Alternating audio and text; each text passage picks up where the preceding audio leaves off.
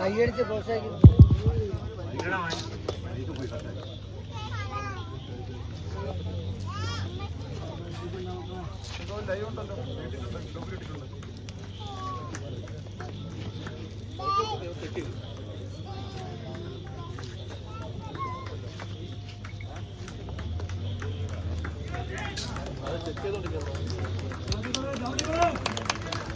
ഉണരട്ടങ്ങേറെ വേദി മത്സരത്തിലേക്ക് തിരികെ വരുന്നു.